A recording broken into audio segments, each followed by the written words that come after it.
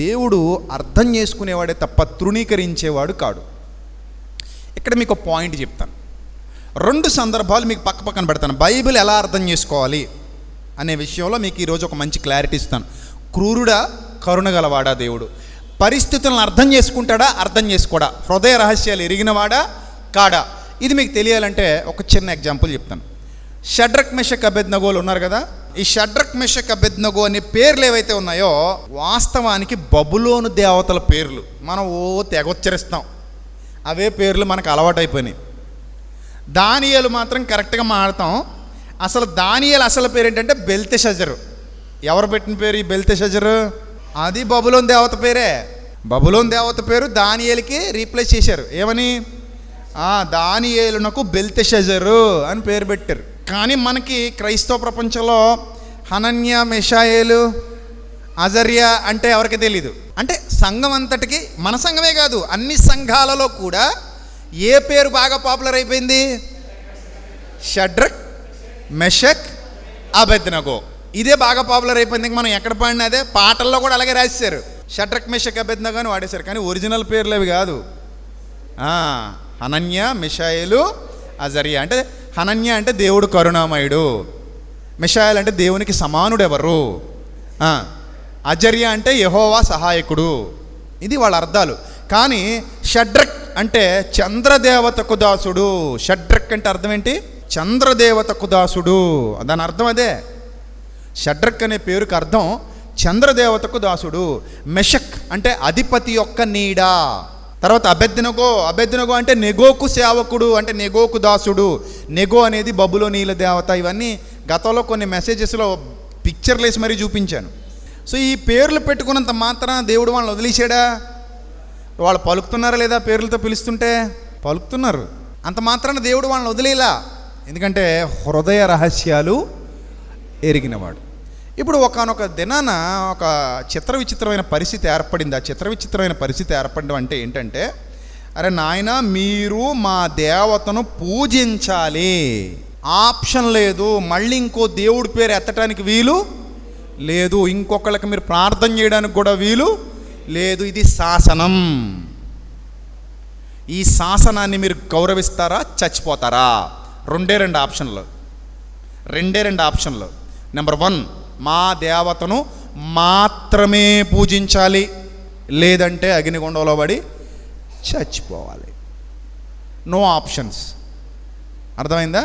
ఇప్పుడు వాళ్ళు ఏం చేశారంటే, నువ్వు ఏం చేసుకుంటావో చేసుకో, ఖచ్చితంగా మేమైతే నీ మాటకు లోబడే పరిస్థితి లేదు. సందర్భానుసారంగా ఫాలో అవ్వాలి మనం బైబిల్ని. సందర్భాన్ని బట్టి అర్థం చేసుకోవాలి. ఇది ఇక్కడ చరిత్ర. ఈ చరిత్ర చదివినప్పుడు మనకి ఏమనిపించిందంటే, అవును, వాళ్ళకి ఇంకా దెర్ వాజ్ నో ఆప్షన్. అయితే వాళ్ళ దేవతను పూజించాలి, లేదా చచ్చిపోవాలి. రెండిట్లో ఒకటే, ఇంకా ఛాన్స్, మూడో ఛాన్స్ లేదు. అప్పుడు వీళ్ళు ఏమెన్నుకోవాలి? ఇదా? అప్పుడు విశ్వాస త్యాగం చేయడం కంటే కూడా చావుకే సిద్ధపడదామని చెప్పి వాళ్ళు, మమ్మను రక్షింపగల దేవుడు, ఆయన సమర్థుడు, ఒక రక్షింపకపోయినా మాకు నష్టమేమి లేదు, వీఆర్ రెడీ టు డై, మాకు అదే కావాలి, వేసుకో, అగ్నిగుండంలో వేసుకో, చావడానికి సిద్ధం తప్ప నువ్వు చెప్పినట్టు మేము చెయ్యం, నీ బలవంతపు అధికారానికి మేము తలొగ్గి పూజ చెయ్యం, చచ్చిపోతాం అన్నారు. సరే, వాళ్ళని తీసుకెళ్ళి అందులో వేశారు. వేస్తే దేవుడు వచ్చాడు, అడ్డంగా నిలబడిపోయాడు. అక్కడ ఈ రాజు కూడా మారిపోయాడు, సర్వజనులకు ప్రకటించాడు, అరే నాయనా, ఇక మీదట వాళ్ళ దేవుడే నా దేవుడు, వాళ్ళ దేవుడే మన దేవుడని మొత్తం తాకీదులు ఇచ్చేసేటువంటి పరిస్థితి వచ్చేసింది. అంత బలమైన ఉద్యమం అక్కడ వచ్చింది. ఇది ఎప్పుడూ పీక మీద కత్తి పెట్టిన సందర్భం. పరస్పర గౌరవంతో, పరస్పర అంగీకారంతో, పరస్పర ప్రేమతో జస్ట్ మాట్లాడుకునేది అలా, అది కాదు. ఇది అర్థమైందా? దేన్ని దానికే కలపాలి. సందర్భంలాగే తీసుకోవాలి. ఇది ఈ సందర్భం. అదేవిధంగా ఇప్పుడు రేపొద్దున మన మీద ఎవడైనా పీక మీద కత్తి పెట్టి అంటావా అనడు అనుకోండి, ఏం చేస్తాం? అంత సినిమా లేదంటాం. సో ఇప్పుడు ఇంకో సందర్భం ఉంది. ఇక్కడ దేవుడు షడ్రక్ మెషక్ అబేద్నగోలను అర్థం చేసుకున్నాడు, దేవుడు వారికి తోడుగా ఉన్నాడు. ఆ సందర్భంలో వాళ్ళకి హెల్ప్ చేశాడు. ఇప్పుడు ఇంకో సందర్భం చూపిస్తాను మీకు, విచిత్రమైన సందర్భం. రాజుల 2వ గ్రంథం 5వ అధ్యాయం. ఇది కూడా అదే పాత నిబంధనలో ఉందో చూడండి. రాజుల 2వ గ్రంథం 5వ అధ్యాయం 1వ వచనం నుంచి చూద్దాం. సిరియా రాజు సైన్యాధిపతి అయిన నయమాను ఒకడు ఉండెను. అతని చేత యెహోవాయే సిరియా దేశమునకు జయము కలుగజేసి ఉండెను. గనుక అతడు తన యజమానుని దృష్టికి గనుడై దయ పొందినవాడాయన. అంటే సిరియా దేశానికి గెలుపు రావడానికి కారణం ఎవరట? నయమాన్. నయమాన్ లేకపోతే సిరియా దేశానికి ఏం రాదు? విజయం రాదు. అంతటి పవర్ఫుల్ క్యాండిడేట్. ఆ దేశంలో అతనికి అంత గౌరవం ఉంది. రాజు దగ్గర కూడా అంత గౌరవాన్ని సంపాదించుకున్నాడు. అతని చేత యెహోవాయే సిరియా దేశమునకు జయము కలుగజేసి ఉండెను గనుక అతడు తన యజమానుని దృష్టికి గనుడై దయ పొందినవాడాయను. ఇక్కడ పాయింట్ మీరు జాగ్రత్తగా అర్థం చేసుకోండి. ఇతడు యెహోవా యందు భయము భక్తి గలవాడా నయమాన్? అప్పటికే చెప్పాలి. అంటే భయం భక్తి లేనోడు కూడా ఎవరు సపోర్ట్ చేశారట? ఇంతకీ ఈ నయమాను ఎవరిని పూజిస్తున్నాడు? రిమ్మోను అనే దేవతను పూజిస్తున్నాడు. ఇక్కడ నాకు ఎంత షాక్ అయ్యానండి చదివినప్పుడు. అంటే రిమ్మోన్ అనే దేవతను నీకు వ్యతిరేకంగా పూజిస్తున్నోడు కూడా నువ్వు సహాయం చేసి గెలిపించావా తండ్రి? అవును నాయన. ఏ తండ్రి? అతని హృదయం, అతని భవిష్యత్తు, అతని ఆలోచనలు నాకు అన్నీ తెలుసు. షడ్రక్ మెషక్ అబేద్నెగోల సందర్భం తూర్పుకుంటే ఈ నయమాను సందర్భం పడమరకుంది. రెండు ఒకలాంటివి కాదు. అక్కడున్నది మన దేవుడే, ఇక్కడున్నది మన దేవుడే. ఆయన సందర్భాన్ని బట్టి మనుష్యుల హృదయాలను అర్థం చేసుకుని వారికి సహాయం చేయవాడు, తీర్పు తీర్చేవాడు. అన్నింటినీ కలిపేసి కలగబలకం చేసేయకూడదు. ఆ సందర్భం వేరు, ఈ సందర్భం వేరు. అసలు ఈయనకి యెహోవాయే సిరియా దేశమునకు జయం కలుగజేసాడట అతని చేత. అప్పుడు దేశం అంతట్లో కూడా ఈ జయం ఎవరి వల్ల వచ్చిందంటే నయమాను వల్లే వచ్చింది. ఈయన లేకపోతే ఈ దేశానికి ఏమి లేదు, జయం లేదు, విజయం లేదు అనేంత గొప్ప పేరు ప్రఖ్యాతులు నయమానికి వచ్చేసాయి.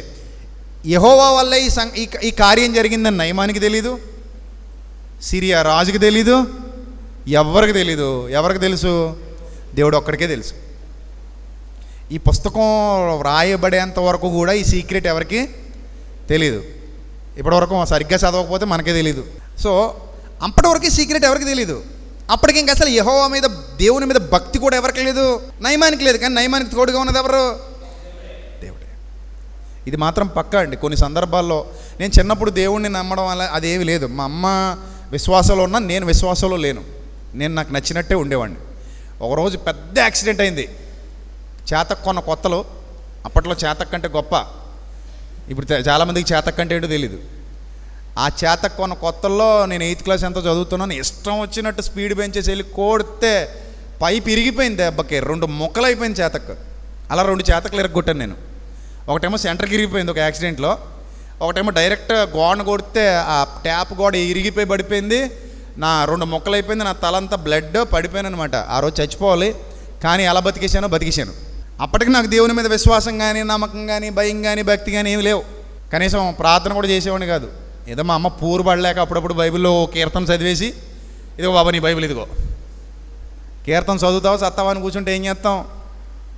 అలా అదనమాట నా భక్తి. ఓ పక్క మా నాన్నగారిది ఈ విశ్వాసం, మా అమ్మదేమో ఆ విశ్వాసం. ఇలా నేను 8th క్లాస్కి వచ్చేసరికి అలా ఉంది పరిస్థితి. 7th క్లాస్ 8th క్లాసులో. సో నాకు ఈత కొట్టడం అంటే ఇష్టం. మా ఊరు కాలువలో వెళ్ళి పడిపోవడమే. అక్కడ పెద్ద రావి చెట్టు ఉండేది, మర్రి చెట్టు, రావి చెట్టు. ఆ రావి చెట్టు పైకి ఎక్కిపోయి ఇంక ఎంత చివరి వరకు వెళ్ళగలమో కొమ్మలో అంత చివరి వరకు వెళ్ళిపోవడం, అక్కడి నుంచి దూకేసేవాళ్ళం కాల్లో. సో అలా ఎక్కి దూకుతున్నప్పుడు జారిపోయి కింద పడిపోయా. ఆ జారిపోయి కింద పడినప్పుడు కింద సిమెంట్ పోల్స్ ఉంటాయి. సిమెంట్ పోల్కి నా కన్నుకి ఇదిగో ఇంతే తేడా. ఆ ఎత్తు నుంచి పడ్డప్పుడు అలా పడ్డాను కాల్లో. నేను సిమెంట్ పోల్కి నా కన్నుకి జస్ట్ ఒక 1/2 ఇంచ్ తేడాలో అలా పడ్డాను. అదే కొంచెం గాలి ఇలా జరుపుంటే నన్ను పొచ్చకాయ పగిలినట్టు తలకాయ సిమెంట్ పోల్ మీద పడి పగిలిపోవాలి. కానీ అప్పుడు బతికేశా. ఈటబ్బా ఇలా బతికేస్తున్నానని అప్పుడు అనుకోలేదు నేను. నిజం, అప్పుడు అనుకోలేదు నేను. ఇలా బతికేస్తున్నానేటబ్బా, ఇన్ని ప్రమాదాల నుంచి నేను తప్పించబడుతున్నానేంటి అని అప్పుడు అనుకోలేదు. కానీ ఇప్పుడు అనుకుంటాను, చాలాసార్లు అనుకుంటాను. ఆ రోజు నేను చచ్చిపోయి ఉండుంటే ఈరోజు అసలు నా ఉనికి లేదు, మీరెవరో నాకు తెలీదు, నేనెవరో మీకు తెలీదు, అసలు ఈ సంవత్సరంలో నేననేటోడినే ఉండేవాణ్ణి కాదు. కానీ దేవుని ఏర్పాటు ఎలా ఉంటుందంటే మనకు తెలియకుండానే ఆయన మనతో ఎప్పటి నుంచో ఉన్నాడు. నయమాను ఇది ఎప్పుడు అర్థం చేసుకుంటాడు? అసలు విషయం బొమ్మ కనబడ్డాక అర్థం చేసుకుంటాడు. ఇది నా వల్ల కాదు, శక్తి చేత కాదనెను, నా బలముతో కాదు, ఇది ఆయన ద్వారా జరిగినటువంటి కార్యం అని సంసోను లేటుగా రిలీజ్ అయినట్టు ఈయన కూడా లేటుగా రిలీజ్ అయ్యే ఉంటాడు. కానీ ఆ రోజు అతనికి యుద్ధంలో విజయం ఇచ్చింది కూడా ఎవరట? దేవుడే. అది ఆ రోజుకి అతనికి తెలీదు. కాబట్టి చూడండి, అది అయిపోయింది. అతడు మహాపరాక్రమశాలి అయి ఉండెను కానీ పాపం కుష్ఠరోగట. ఎవరట? మహాపరాక్రమశాలి, కానీ ఏ రోగం వచ్చింది? కుష్ఠరోగం వచ్చి పడింది. సిరియనులు గుంపు గుంపులుగా బయలుదేరి ఇశ్రాయేలు దేశం మీదకు పోయి ఉండ్రి. వారు అచ్చటి నుండి ఒక చిన్నదాన్ని చెరగొని తేగా అది నయమాను భార్యకు పని మనిషిగా అపాయింట్ చేశారు. అది షోమ్రోనులోనున్న ప్రవక్త దగ్గర ఆ పని మనిషి చెప్తుందట, నా ఏలిన వాడు ఉండవాలని నేను ఎంతో కోరుచున్నాను. అతడు నా ఏలిన వానికి కలిగిన కుష్ఠరోగమును బాగు చేయనని తన యజమానురాలితో అనెను. నయమాను భార్య బాగా ఎక్స్ప్లెయిన్ చేసింది. ఎందుకంటే ఈ చిన్నది ఎంతో ఎక్స్ప్లెయిన్ చేయకపోతే నయమాను భార్య కన్విన్స్ అవ్వాలి. ఫస్ట్ నయమాను భార్య కన్విన్స్ అవ్వడంతో సరిపోదు, ఈవిడెళ్ళి మళ్ళీ భర్తను ఏం చేయాలి? కన్విన్స్ చేయాలి. ఇన్ని కన్విన్సింగ్లు జరిగాయి అక్కడ. సో ఇప్పుడు మళ్ళీ ఇతను వెళ్ళి ఎవరిని కన్విన్స్ చేయాలి? రాజుని కన్విన్స్ చేయాలి. రాజు ఒప్పుకోవాలంటే అతనికి అవసరమై ఉండాలి, అతని మీద ఇతనికి పాజిటివ్ కార్నర్ ఉండాలి. కార్నర్ ఉండాలంటే ఆ యుద్ధంలో ఇతను గెలిచి ఉండాలి. ఎన్ని లింకులు ఉన్నాయి చూడండి, లింకుల మీద లింకులు ఉన్నాయి చూసారా? ఒక సందర్భానికి ఇన్ని లింకులే అంటే అంతే. మరి దేవుని కార్యాలు అలాగే ఉంటాయి, మనకు తెలీదు. సరే, అప్పుడు మొత్తం మీద ఇశ్రాయేల్ రాజుకి ఆయన కబురు పంపాడట.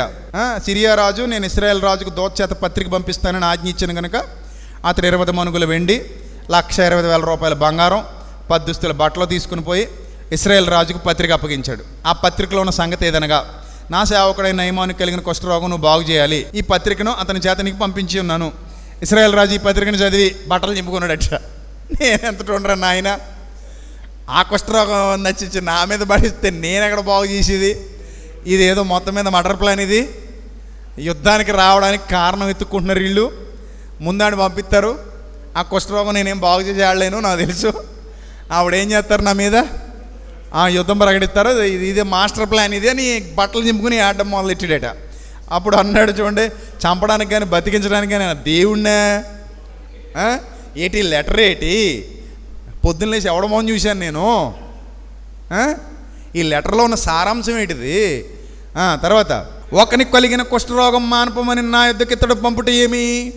నాతో కలహానికి కారణం అతడు ఎట్లు వెతుకుతున్నాడో మీరు ఆలోచించుడా. నేను యుద్ధానికి రీజన్ వెతుక్కుంటూ ఈ పనికిమాల ప్లాన్ వేసారు వీళ్ళు. నాకు లెటర్ రాసేటండి, నేనేమైనా వైద్యున్నా, నాకేమైనా వరాలు ఉన్నాయా, నేనేమైనా శక్తిమంతున్నా, కుష్ఠరోగాలు ముందు ఏమైనా తీసినోడినా అని అతను భయపడిపోయాడు. ఆ తర్వాత చూడండి, ఇశ్రాయేల్ రాజు తన వస్త్రం చింపుకున్న సంగతి దైవజనుడైన ఎలీషాకు వినబడినప్పుడు అతడు అన్నాడట, నీ వస్త్రాలను ఎందుకు చింపుకున్నావు? దేవుని ప్రణాళిక ఎరిగిన వాడైనా నీ వస్త్రాలను ఎందుకు చింపుకున్నావు? ఇశ్రాయేల్లో ప్రవక్త ఒకడున్నాడని అతనికి తెలియబడినట్లు అతని నా యుద్ధకు రానిమ్మని రాజునకు వర్తమానం చేశాడు. అప్పుడు నయమాను గుర్రాలతో రథాలతో వచ్చి ఎలీషా ఇంటి ద్వారం ముందర నిలబడి ఉన్నాడట. ఎలీషా అన్నాడట, నువ్వు యోర్దాను నదికి పోయి 7 మార్లు స్నానం చేసిరా, నీ ఒళ్ళు మరలా బాగై నీవు శుద్ధుడు వగుదవని అతనితో చెప్పుటకు తనొచ్చాడా దూతను పంపాడా? దూతను పంపాడు. ఇగో హట్ అయింది. ఎవరికి? నయమానికి. వచ్చినోడే చిన్నోడా? సైన్యాధిపతి, సిరియా సైన్యాధిపతి, చాలా యుద్ధాల్లో గెలిచిన పరాక్రమశాలి. ఆయన వెనక దేవుడు ఉన్నాడు, అది వేరే సంగతి. ఇతనికి ఆ సంగతి తెలియదు.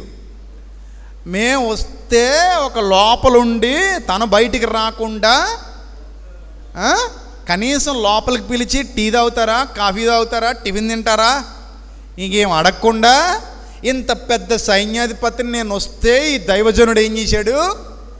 గుమ్మం దగ్గర నిలబెట్టి, నువ్వు పోయి అక్కడెక్కడో యోర్దాన్ నది అట, యోర్దాన్ నదిలో ఎన్నిసార్లు అట? మళ్ళీ 7 సార్లు మునగాల నేను.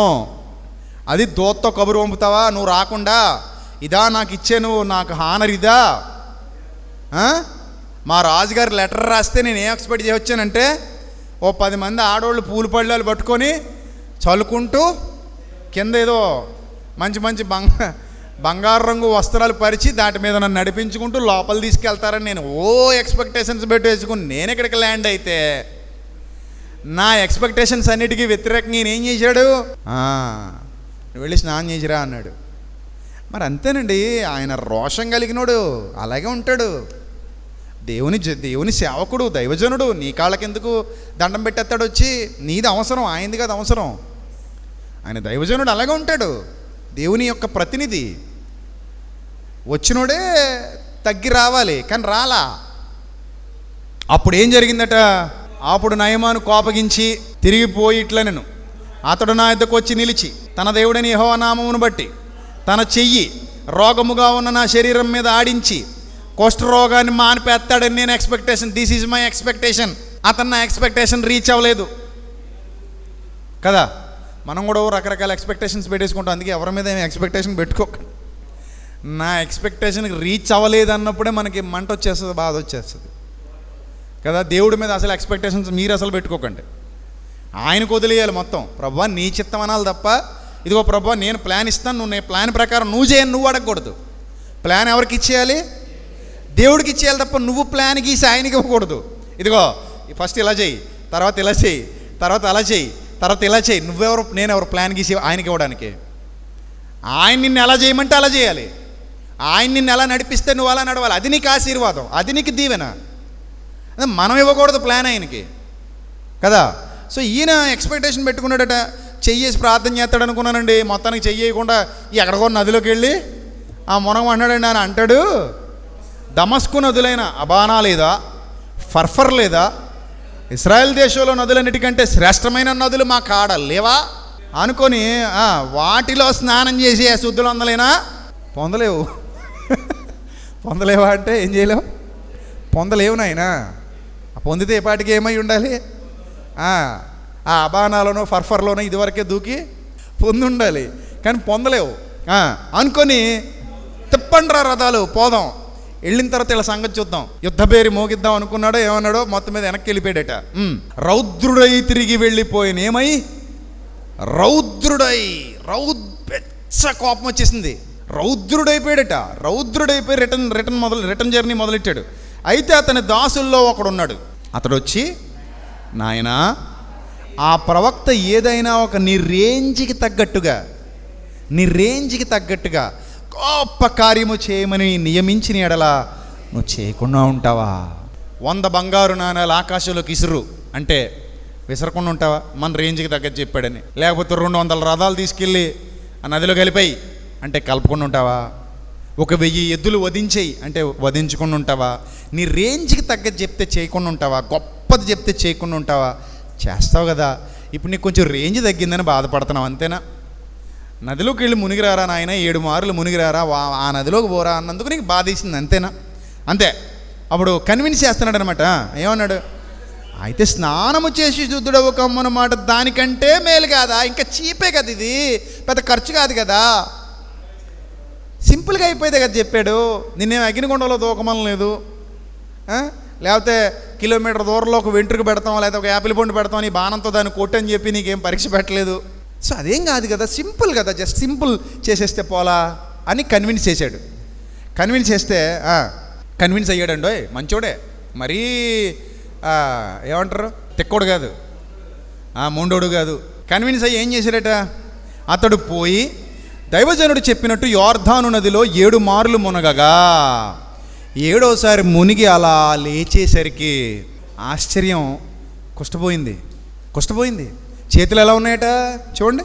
అతని దేహము పసిపిల్ల దేహము వలనే అతడు శుద్ధుడా. వండర్ఫుల్ అనమాట. మొత్తం బాడీ మీద ఉన్న కుష్టంతా పోయిందట, కొత్త చర్మం వచ్చేసింది, న్యూ స్కిన్. పసిపిల్లల దేహం ఎంత స్మూత్గా సున్నితంగా అందంగా ఉంటుందో అలాంటి ఒరిజినల్ ఇచ్చాడు. ఆయనదే కదా మరి ప్రోడక్ట్. ఆటోమొబైల్ ఎవరిదని చెప్పాను? ఆయనది. ఏ కొత్త పార్ట్ కావాలన్నా ఆయన ఇవ్వాలనుకుంటే ఆయన ఇచ్చాడు కొత్త పార్ట్. మొత్తం స్కిన్ వేసాడు, కొత్త స్కిన్ వేసాడు, పాత స్కిన్ తీసాడు. చూడండి, అప్పుడప్పుడు మనం కారు ఏదైనా పార్ట్ పోయిందనుకోండి, షోరూమ్కి పట్టుకెళ్తే ఏం చేస్తాడు? పార్ట్ తీసి కొత్త పార్ట్ వేస్తాడు. ఎందుకంటే కారు ఆడిదే కాబట్టి. దేహం ఎవరిది? దేవుడిది. స్కిన్ తీసి కొత్త స్కిన్ వేయాలి. ఎవరు వేయాలి? ఆయన చిత్తం, ఆయన వేయాలి, వేసాడు. ఇది దేవుడు చేసే అద్భుతం. మన చిల్లరోళ్ళు చేసే అద్భుతాలు ఎలాగ ఉండవు. మసాజ్ సెంటర్లో ఇలావే ఈ చిల్లర వాళ్ళందరూ అద్భుతాలు చేస్తాం, సూచక్రియలు చేస్తాం రమ్మని చెప్పి పిలిచే వాళ్ళందరూ మసాజ్ సెంటర్లు పెట్టుకున్నారు. నాకు తెలిసి వీళ్ళు దేవుడి పేరు వాడకుండా వాళ్ళ పేరు పెట్టుకుని మసాజ్ సెంటర్ అనేది కూడా సరిపోద్ది. మసాజ్లు చేసి పంపిస్తారు తప్ప అద్భుతాలు చేయరు, సూచక్రియలు చేయరు. మన కళ్ళతో మనం చూసాము, ఇంతవరకు ఏం చూడలేదు, నేనైతే చూడలేదు. మరి వీళ్ళు చేసే అద్భుతాలు సూచక్రియలు, కొత్త పార్ట్లు ఇచ్చి, కొత్త స్కిన్ ఇచ్చి, కొత్త కాళ్ళు ఇచ్చి, కొత్త కళ్ళు ఇచ్చి, ఇలాంటివి ఇంతవరకు నేను చూడలేదు, మీరు చూడలేదు. జనాలను మాత్రం తండోపతండాలు. సో ఇక్కడ అలా కాదు, ఒరిజినల్ ఇచ్చేసాడు. ఎంత కొత్త స్కిన్ వేసాడు, పైనుంచి కిందకి కొత్త స్కిన్ వేసాడు. అప్పుడు చూడండి దేవుని అద్భుతం ఇది, దేవుడు చేసిన అద్భుతం. అప్పుడు తిరిగి వచ్చి తన పరివారముతో కూడా తిరిగి వచ్చి దైవజనుని వద్దకు తిరిగి వచ్చి అతన్ని ముందర నిలిచి, చిత్తగించుము, ఇశ్రాయేలులోనున్న దేవుడు తప్ప లోకమందంతటి యందు మరి ఒక దేవుడు లేడని ఇప్పుడు ఎరుగుదును. ఇప్పుడు నీవు నీ దాసుడనైన నా యొద్ద బహుమానము తీసుకొనవలసినదని అతనితో చెప్పగా ఎలీషా అన్నాడు, ఎవని సన్నిధిని నేను నిలబడి ఉన్నానో ఇశ్రాయేలు దేవుడైన యెహోవా జీవముతోడు నేనేమి తీసుకొన్ను. ఒకవేళ నీ దగ్గర నేను ఏమైనా తీసుకుంటే ఈ అద్భుతాన్ని దాన్ని నువ్వు కంపేర్ చేస్తావు. నువ్వు రేపొద్దున కొన్నాళ్ళకి ఏమంటావు తెలుసా? ఎలా తగ్గిందయ్యా నయమని నీకు అంటే 10 మణుగుల వెండి, ఒక 10 టన్నుల బంగారం, విలువైన దుస్తులు, ఇవన్నీ దైవజనుడికి ఇస్తే దైవజనుడు నన్ను స్వస్థపరిచాడబ్బా. నీకు ఆ రేంజ్ ఉందా? ఆ రేంజ్ ఉంటే అక్కడికి వెళ్ళబ్బా అంటావు. నువ్వు దేవునికి సాక్షిగా ఉండవు. ఇప్పుడు నా ధనంతో ఈ యొక్క స్వస్థత చేకూరిందని డబ్బాలు కొట్టుకునే ఛాన్స్ ఉంది ఫ్యూచర్లో. ఇప్పుడు నువ్వు ఎంత ఎక్సైట్ అయ్యి ఆనందపడి వెళ్ళిపోయినా ఫ్యూచర్లో అలాగనే అవకాశం ఉంది. కనుక నీదొక్క పైసా కూడా నాకు వద్దు. ఇప్పుడు నువ్వు ఈ అద్భుతం జరిగినందుకు నాకు కానుకలు ఇస్తానంటున్నావు, నాకు వద్దు. ఈ స్వస్థత జరిగినందుకు నాకు కానుక ఇస్తానంటున్నావు, నాకు వద్దు. నువ్వు వెళ్ళిపో, నాకు అవసరం లేదన్నాడట. ఎంత బతిమాలాడనట, ఎంత బతిమాలినను అతడు అస్సలు వద్దని చెప్పాను కదా, గెట్ అవుట్, గెట్ లాస్ట్, వెళ్ళిపోనాయనా నాకు వద్దు అని చెప్పాడట. నయమాను అప్పుడు యెహోవాకు తప్ప, అప్పుడు ఇంక ఇతను రియలైజ్ అయ్యాడు. ఏమన్నాడంటే యెహోవా తప్ప వేరే దేవుడు లేడని ఫిక్స్ అయిపోయాడు. విశ్వాసం వచ్చేసింది ఎక్కడికి? లోపలికి. ఇప్పుడు నయమాను ఎవరి సంబంధి? దేవుని సంబంధి. నయమానులో హృదయంలో ఉన్న దేవుడు ఎవరు? సర్వశక్తుడుగు దేవుడు.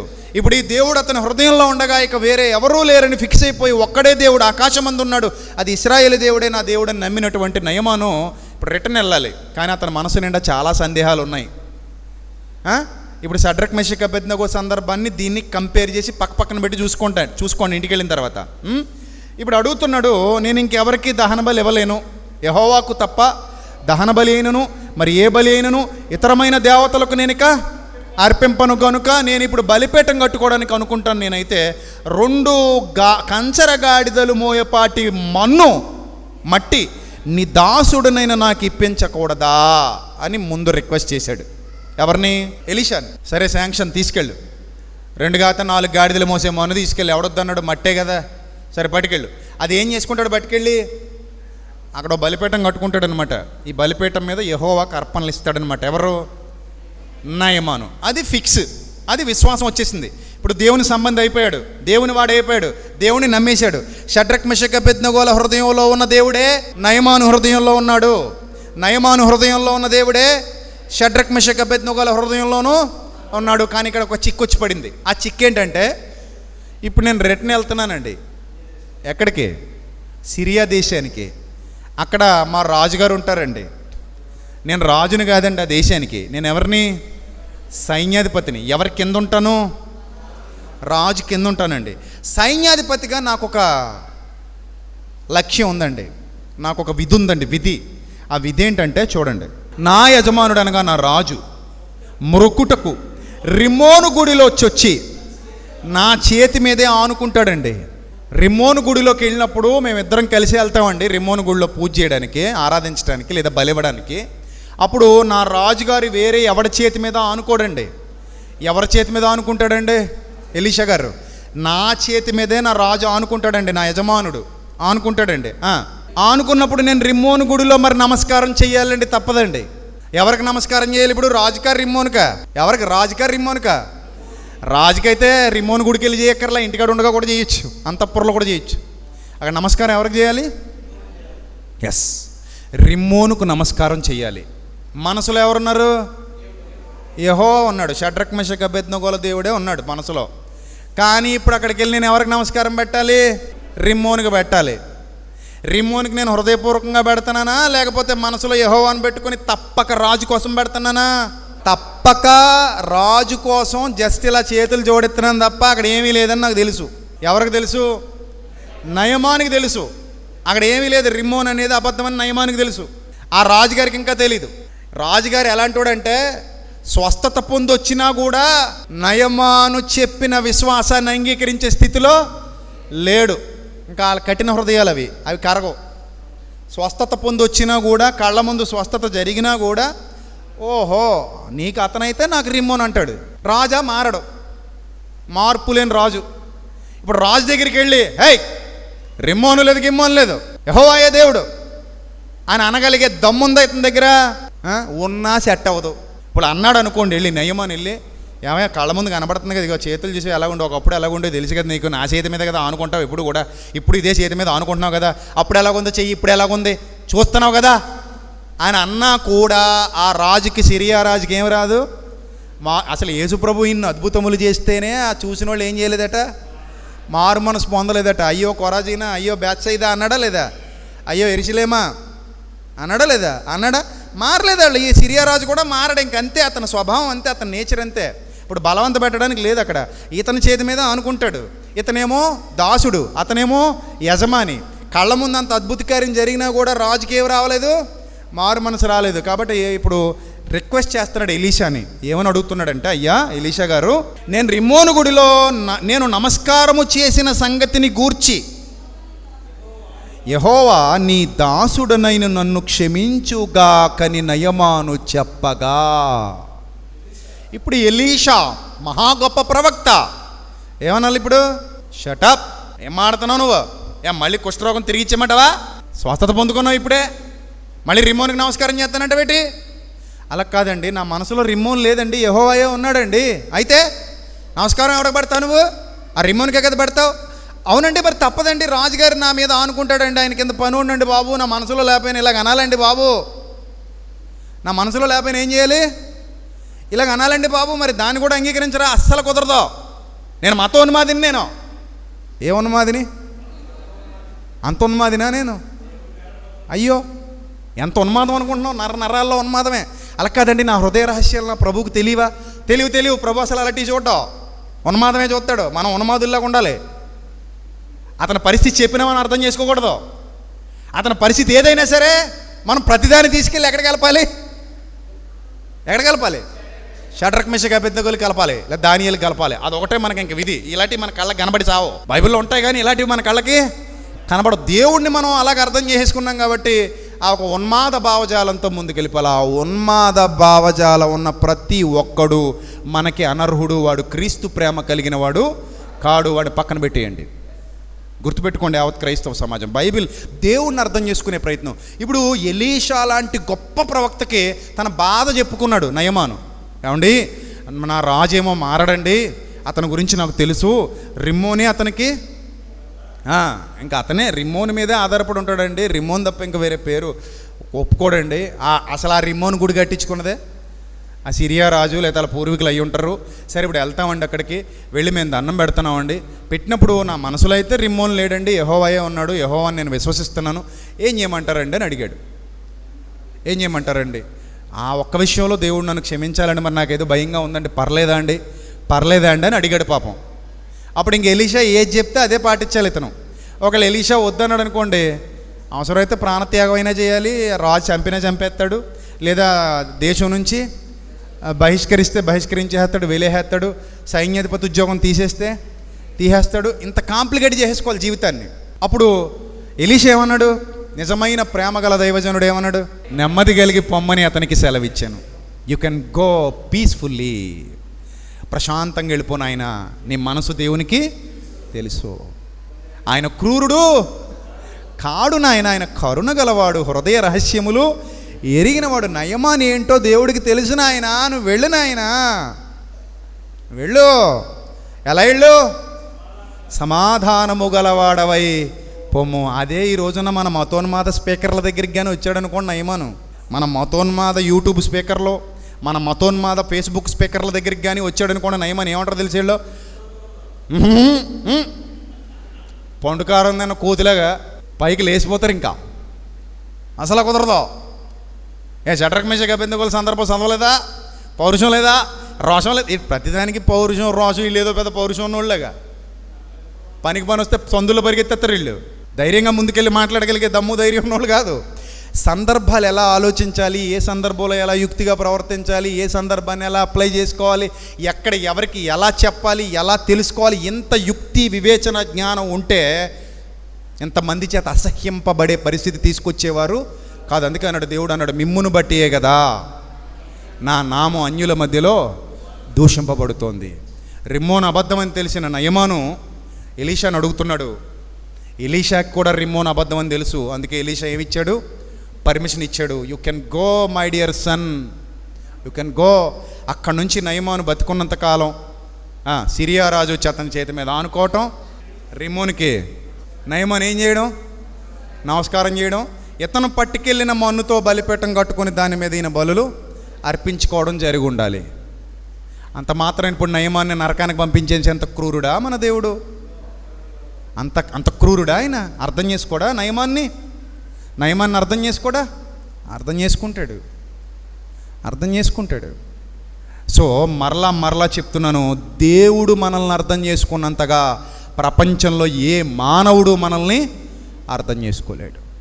కాబట్టి ఇదే సందర్భాన్ని అన్ని చోట్ల అప్లై చేద్దామా మన స్వార్థం కోసం అంటే కుదరదు. మళ్ళీ దేవుడికి హృదయ రహస్యాలు తెలుసు. నువ్వు ఏ విధానంలో ఉన్నావో, ఏ సందర్భంలో అలా ఉన్నావో, ఏ పరిస్థితిలో అలా ఉన్నావో ఆయన గ్రహిస్తాడు. దాన్ని బట్టి నీకు తీర్పు తీరుస్తాడు. పక్షపాతం ఉండదు. షడ్రక్ మెషక్ అబేద్నెగోలు అక్కడ అలాగే బిహేవ్ చేయాలి. అక్కడ అదే కరెక్ట్. ఎందుకంటే ఆ రాజు పొగరు అనచాలి. దెర్ ఈజ్ నో ఆప్షన్ అన్నాడు. ముక్తావా చస్తావా అక్కడ అదే కరెక్ట్. కానీ ఇక్కడ అలా లేదు. సార్ నేను తప్పదు సార్, మరి నేను ఇలా సైన్యాధిపతినండి, నా యజమానుడు ఆయన, నేను వెళ్తానండి, లోపలికి వెళ్తాను, రిమ్మోను గుళ్ళోకి వెళ్తాను. అక్కడ వట్టిదని నాకు తెలుసు అండి, రిమ్మోను వట్టిదని నాకు తెలుసు, అక్కడ ఏమీ లేదని నాకు తెలుసు. కానీ నన్ను అంటాడండి, నా చేతి మీద అనుకుని నమస్కారం పెట్టమంటాడండి, పెట్టాలండి నేను. లేదు, నాకు కుష్ఠరోగం తగ్గించాడు కాబట్టి నేను మారిపోయానంటే నా కుటుంబం నేను అక్కడ ఉండలేమండి, నా పరిస్థితి అలాంటిది కాదు. కాబట్టి దయచేసి నా పరిస్థితి వలన యెహోవా నన్ను క్షమించునుగాక, నీ దాసుడునైన నన్ను యెహోవా క్షమించునుగాక. దేని గూర్చి? నేను నమస్కారం చేసిన దాన్ని గూర్చి. నేను భక్తిభావంతో చేయట్లేదండి నమస్కారం, నా హృదయంలో లేదండి. రిమ్మోను నా హృదయంలో లేదండి, కానీ నేను నమస్కరిస్తానండి. నమస్కారమే చేస్తాడట మొత్తానికి. ఏదో మాట పలకడం కూడా కాదు, ఇక్కడ పెదాలతో పలకడం కూడా కాదు. ఏం చేస్తాడట మొత్తానికి? దండమే పెట్టేస్తాడట. వెళ్ళి స్వస్థత ఇచ్చింది ఎవరు? యెహోవా. కానీ నమస్కారం ఎవరికి చేస్తున్నాడు? రిమ్మోనికి. మరి క్షమాపణ ఉంటుందండి నాకు అని అడిగితే, ఎలీషా మంచివాడు, యథార్థవంతుడు, నీతిమంతుడు, దేవుని మనసు కలిగినవాడు, పరిస్థితులను అర్థం చేసుకునేవాడు మన దేవుడు. మత ఉన్మాదంతో రగిలిపోయే వాళ్ళకి తెలియదు ఈ సంగతులు. ఇంత జ్ఞానం ఎక్కడుండేసింది వీళ్ళకి బైబిల్లో? ఇంత జ్ఞానం ఎక్కడుండేసింది? ఏ సందర్భాన్ని ఎలా అర్థం చేసుకోవాలి, ఏ సందర్భాన్ని ఎలా ఆలోచించాలి, అలా చదువుకున్నాను నేను బైబిలు. వీళ్ళు పోగైపోతున్నారు, ఒకటి తర్వాత ఒకడు వీడియోలు పెట్టేసి నా ఫోటో వేసుకుంటే సరిపోతుంది వీళ్ళకి పండగ. పెట్టండి వీడియోలు పెట్టండి. క్రైస్తవ సమాజంలోకి ఒక భయంకరుడు వచ్చేసాడు, ఒక ఉగ్రవాది వచ్చాడని చూపించేద్దాం అని తెగ నలిగిపోతున్నారు. ఇంకా నయ్యం, నేను అంత క్లియర్గా చెప్పాను అక్కడ. నేను నమ్మను, నీ కోసం అంటున్నానని చెప్పాను అక్కడ ఆయనతో. ఆయన కూడా అదే అన్నాడు. అలా కాకుండా కానీ నేను మామూలుగా అనేసాను అనుకోండి, అమ్మ బాబోయ్, బీపీలు షుగర్లు వచ్చేసి ట్యాబ్లెట్లు కొనేసుకుని సిలైన్లు ఎట్టించేసుకుని మరి వీడియోలు మాట్లాడేద్దరు వీళ్ళు హాస్పిటల్ బెడ్ల మించి. ఇప్పుడు ఈ హాస్పిటల్ బెడ్ మించి విజయప్రసాద్ రెడ్డి అన్నవాడు దేవునికి విరోధి, ఇలా చేశాడు అలా చేశాడు అందరూ అన్నమాట వీళ్ళకి బీపీలు వచ్చేసి. సరిగా చదువుకోండి నాయన, బైబిల్ సరిగా చదువుకొని బాగుపడండి. ఉన్మాదాన్ని తీసేయండి మనసులో నుంచి. మంచి నేత్రాలతో ఉండండి, జ్ఞాన నేత్రాలు కలిగి ఉండండి. దేవుడు కరుణ గలవాడు, కృపగలవాడు. నువ్వెవడు నన్ను అర్థం చేసుకోగలనా? నా తండ్రి నన్ను అర్థం చేసుకోగలడు. అర్థమైందా? నా తండ్రికి తెలుసు నేనేంటో, నా సేవ ఏంటో, నా పరిచర్య ఏంటో, నా పౌరుషం ఏంటో, నా రోషం ఏంటో, నా జ్ఞానం ఏంటో, నా వివేకం ఏంటో, నా యుక్తి ఏంటో. ఆన్ ద స్పాట్లో క్వశ్చన్స్ అడిగితే ఆన్సర్ చెప్పడానికి తడుముకునే వాళ్ళు కూడా మెమ్మెమ్మే తమ్మెమ్మే అనే నత్తోళ్ళు కూడా పెట్టేస్తున్నారు వీడియోలు. ఆన్ ద స్పాట్లో కూర్చోబెట్టి అప్పటికప్పుడు ప్రశ్నలు అడిగితే సమాధానం చెప్పగలిగే జ్ఞానం, ధైర్యం లేనోళ్ళు కూడా మాట్లాడేయడమే. సో ఏదేమైనప్పటికీ దేవుడు మహిమ గలవాడు, కరుణ గలవాడు, కృప గలవాడు. ఇవన్నీ కూడా సత్యం చెప్పడానికి అవకాశాలు అనుకుంటాను నేను. ఎప్పుడు ఏం జరిగినా వివాదాస్పదమైన చిన్న గుర్తులా ఉన్నాను నేను. అలాగా ఎప్పుడు ఏం జరిగినా ఎవడో ఒకడు అనడం, మనం చక్కగా సమాజానికి దేవుని జ్ఞానాన్ని ఉపదేశించటం, చక్కగా ఇదిరా నాయన బైబిల్ జ్ఞానం, ఇది తెలిసి మసులుకోండి. సమాజంలో ఎవరిని తృణీకరించకండి. జ్ఞానము కలిగి, యుక్తి కలిగి, వివేకం కలిగి, పాముల వలె వివేకులు, పావురముల వలె నిష్కపటులై యుక్తిగా భక్తి చేయండి. ఎవరిని తృణీకరించకండి. ఏ మనుష్యుడు నిషేధింపదగినవాడు కాడు. ఏమో దేవుడు ఎవరిని ఎప్పుడు ఏ రూపంగా ఆకర్షించుకుంటాడో, ఎవరిని సత్యంలోకి ఎలా నడిపిస్తాడో మనకైతే తెలీదు. అది ఆయన చిత్తం. మనం ఆయనను ఎరిగి, ఆయనను గుర్తించి సేవలో ముందుకెళ్ళాలి. మనల్ని గౌరవించే ప్రతి వాళ్ళను మనం గౌరవిద్దాం, అందులో ఏం సందేహం లేదు. మనల్ని గౌరవించే గౌరవానికి ప్రతి గౌరవం ఇవ్వడంలో ఏమాత్రం తప్పు లేదు. దేవుడు హృదయాన్ని మాత్రమే చూస్తాడు. దీనికి మళ్ళీ ఒకడు అంటాడు కదా, ఎగ్జాంపుల్స్ చూడండి, వాళ్ళ బుర్రలో ఉన్న గుజ్జు. ఒకడట, నేను ట్యూషన్కి రమ్మన్నానట, నన్ను బారుకి రమ్మన్నాడట. దేనికి ప్రతిగానట? ట్యూషన్కి రమ్మన్నందుకు ప్రతిగా ఆడు దేనికి రమ్మన్నాడట? బారుకి రమ్మన్నాడట. నువ్వు నీకులా విచక్షణ లేనివాళ్ళవా మనం? ట్యూషన్కి బారుకి సంబంధం ఉందా అసలు? ఇలా కలపడానికి ఏది కలపాలి, ఏది కలపకూడదు, క్వశ్చన్ అడిగేటప్పుడు కూడా ఎలాగడగాలో కూడా వైన వాళ్ళకాడు లేని బతుకులు అన్నమాట ఇవి. చూడండి ఎంత దుర్నీతి, ఎంత అజ్ఞానం ఏరులై పారుతోందో చూస్తుంటే, అమ్మో అసలు పెనాయిల్ వేసి కడిగినా ఈ మురికి వదలదేమో అనిపిస్తుంది. ఇది ఒక రకమైన ఉన్మాదం. ఇది క్రైస్తవులు ఎప్పటికీ ఉన్మాదులు కాకూడదు. మీ మనోనేత్రాలు వెలిగింపబడాలి. దేవుడు అర్థం కావాలి మొదట మనకి. దేవుడు అర్థమైతేనే సమాజం అర్థమవుతుంది. దేవుని ప్రేమ అర్థమైతేనే సమాజం అర్థమవుతుంది. ఆయన ఎవరిని తృణీకరించేవాడు కాడు. నయమాను మార్పు చెందనప్పుడే నయమానుకు తోడై ఉన్న దేవుడు మన దేవుడు. నయమాను యెహోవాను ఎరగనప్పుడే నయమానుకు జయాన్ని ఇచ్చిన దేవుడు మన దేవుడు. అంత ప్రేమ గలవాడు ఆయన, కృపగలవాడు, కరుణ గలవాడు. కాబట్టి ఎవరు ఆయన అర్థం చేసుకుంటారో వాళ్ళు నిజమైన సేవ జరిగిస్తారు. సత్యాన్ని మాత్రమే ప్రకటిస్తారు, సత్యాన్ని మాత్రమే ప్రజల్లోకి తీసుకెళ్తారు. సో కాబట్టి అలాంటి మంచి మనసు కలిగి ఉందాం. ఇంకా అనేకమైన మహాకార్యాలు ప్రభు కొరకు చేద్దాం. ప్రభువును గణపరుద్దాం, ప్రభువును మహిమపరుద్దాం. అట్టి ధన్యత దేవుడు మీకు, మీ కుటుంబాలకు, మన సంఘానికి సమృద్ధిగా దయచేసి ఆశీర్వదించి ముందుకు నడిపించునుగాక. ఆమేన్.